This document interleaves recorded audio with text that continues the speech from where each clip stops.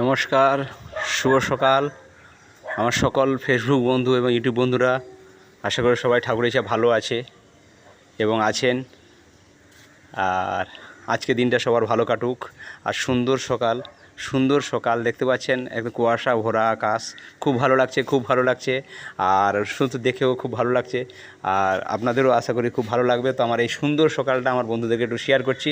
আপনারা সবাই ভালো থাকুন, সুস্থ থাকুন।